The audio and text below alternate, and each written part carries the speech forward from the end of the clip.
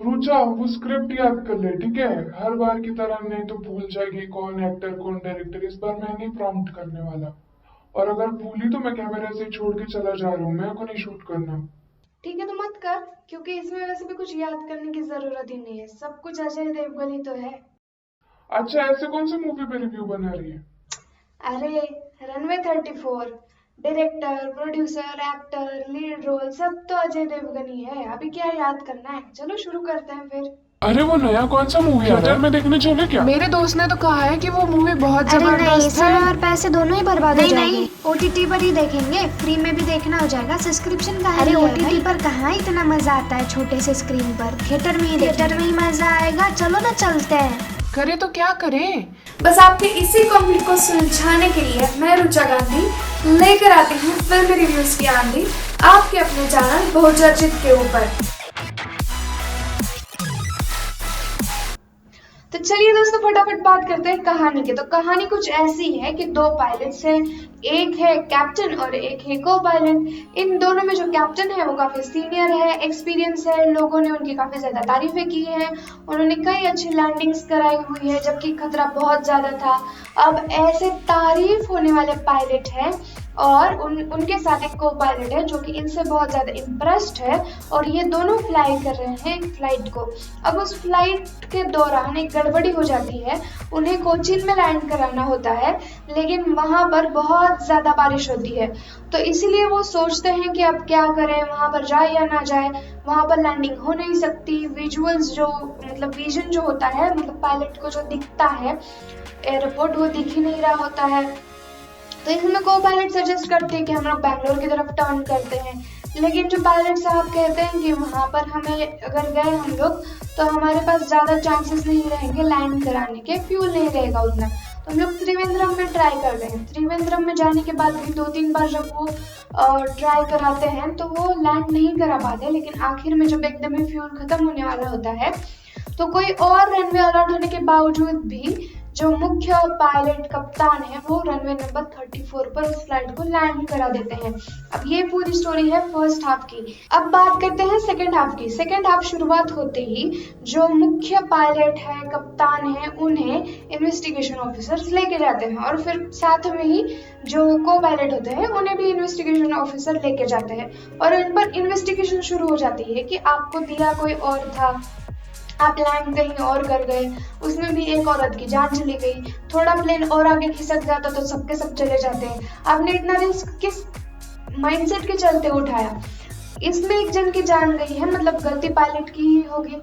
अगर दुर्घटना होती तो मतलब गलती पायलट की ही होगी। ये पर्सपेक्टिव लोगों के सामने अक्सर लगा रखा जाता है, क्योंकि अक्सर घटनाओं में पायलट तो मर जाते हैं, तो फिर नाम किस पर डालेंगे? उसी पर डाल देंगे। जो जिंदा है उन पर क्यों दोष मढ़ना? बस इसी माइंडसेट को इसमें दिखाया गया है, और फिर आगे इनका इन्वेस्टिगेशन चलता है।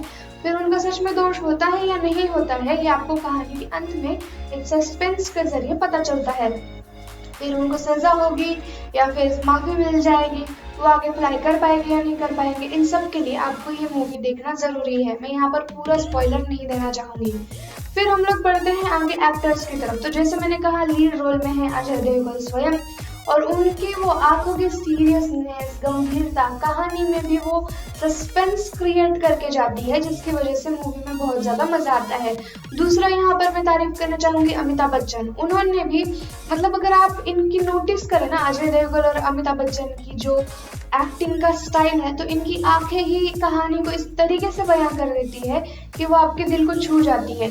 बस वही कुछ रोल अमिताभ बच्चन ने भी यहाँ पर किया है। हमारी जो आवाज होती है ना, हम जो पर्सपेक्टिव लेकर चलते हैं, वो सिमिलर पर्सपेक्टिव जो अमिताभ बच्चन है उनका इस मूवी में होता है लीड रोल के बारे में, यानी कि जो पायलट अजय देवगन का रोल निभा रहे हैं उसके बारे में। तो फिर हम उनसे ज्यादा कनेक्ट कर पाते हैं, लेकिन कहानी के अंत में हम खुद विलन साबित हो जाते हैं। अजय देवगन भी नहीं और ना तो अमिताभ बच्चन। ऐसी कुछ कहानी इसकी मजेदार है, और ये सिर्फ इन दो पात्रों की वजह से आप तक कन्वे होती है। अब अगर हम आगे तारीफ करें तो रकुल प्रीत ने भी यहाँ पर बहुत अच्छी तरीके से अपनी एक्टिंग की है। मैं कहना चाहूंगी कि किसी मूवी में एक लड़की को ऑब्जेक्ट बना के दिखाने की बजाय इस तरीके के अच्छे रोल्स देकर भी दिखाया जा सकता है।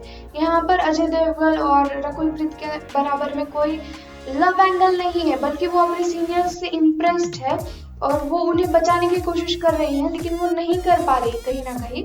इस बात का उन्हें दुख है और किस तरीके से लड़कियां अंडर प्रेशर आके कुछ भी बोल देती है, ये उस कहानी में हमें देखने को मिलता है रकुल प्रीत के कैरेक्टर के जरिए, और उन्होंने ये रोल बहुत अच्छे तरीके से निभाया है।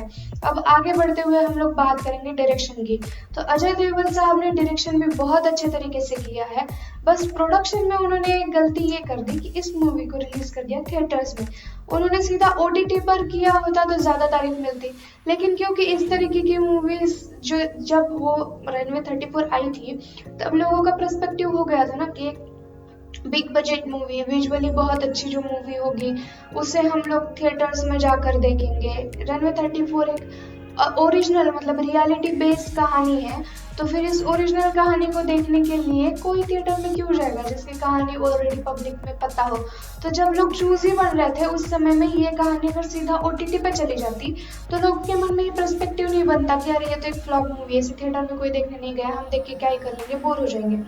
तो बस ये पर्सपेक्टिव चेंज हो जाता अगर ये OTT पे आती। इसलिए फिर मेरा ये सजेशन था कि या फिर ये कहेंगे मैं यहाँ पर आधा मार्क कट करना चाहूँगी कि इन्होंने ये मतलब थिएटर में रिलीज करने की गलती की, लेकिन आज अगर डायरेक्शन देखें तो अब तक वो सस्पेंस क्रिएट करना, रकुल प्रीत से, अमिताभ बच्चन से और खुद से इतनी अच्छी एक्टिंग करवाना, और बाकी भी जो कैरेक्टर्स हैं जैसे कि बोमन ईरानी साहब है उन्होंने भी बहुत अच्छा रोल निभाया, हालांकि सबके छोटे छोटे रोल्स हैं। और मेरा ये कहना था कि जो कैरी मिनाटी जिनको यहाँ पर लिया गया था मूवी में, उनको और थोड़ा स्क्रीन टाइम देना चाहिए था, उस कैरेक्टर की एक अलग कुछ स्टोरी बतानी चाहिए थी। अगर आप उसे प्रेजेंट कर रहे हैं कैरी मिनाटी एज एन कैरी मिनाटी, तो उनका ओरिजिनल स्टाइल जो है कि वो क्यूब ब्लॉग बना रहे हैं, कहाँ से कहाँ जा रहे हैं, ऐसा थोड़ा उन्हें और स्क्रीन टाइम दे देते 2-4 मिनट का, तो उनके फैंस और खुश हो जाते। इतना सा एक मतलब जनरल पब्लिक की तरह आपने उन्हें दिखा दिया, तो वो बस मतलब ये हो गया ना कि बैनर पे दिखाने के लिए और लोगों को बस थिएटर पहुंचाने के लिए आपने उनका यूज कर लिया, लेकिन उन्हें स्क्रीन टाइम दिया नहीं। इसलिए डायरेक्टर साहब से मैं थोड़ी नाखुश हूँ। लेकिन अगर हम लोग कंसेप्ट की बात करें, मूवी की बात करें, यानी कि जो मूवी का डायरेक्शन है उसके हिसाब से उन्होंने बहुत बेहतरीन काम किया है। अब हम बात करते हैं विजुअल्स की, तो विजुअली भी ये मूवी बहुत अच्छी है। कुछ कॉमन सीन्स आपको जो प्लेन के देखने को मिलते हैं, मतलब बाहर से प्लेन, फिर वो खिड़की के अंदर से विजुअल्स, या फिर सामने से विजुअल्स वगैरह, वो कॉमन विजुअल्स आपको इसमें देखने के लिए मिलते हैं। कॉमन सी सिनेमेटोग्राफी देखने के लिए मिलती है, कुछ एक्स्ट्राऑर्डिनरी नहीं है, लेकिन कहानी के लिए इतना ही ठीक था। और गाने वगैरह तो मुझे कुछ याद भी नहीं है कि इसमें कोई गाने हैं या नहीं। आपको याद है तो आप कमेंट करके बता दीजिए। इसलिए म्यूजिक के बारे में मैं कुछ ज़्यादा कुछ कहना नहीं चाहूँगी यहाँ पर। तो हम लोग यही विराम देते हैं इस रिव्यू का। आप मेरी बातों से सहमत हैं या नहीं, मुझे कमेंट सेक्शन में ज़रूर बताइएगा। जो भी इसे फाइनली स्टार रेटिंग मिली है अब तक, वो मैं यहाँ पर स्क्रीन पे आपको डिस्प्ले कर ही रही होंगी, तो देख लीजिए। और ऐसे ही और रिव्यूज़ के लिए चैनल को सब्सक्राइब आपने कर ही लिया होगा। फिर मिलेंगे किसी और दिन। जय हिंद।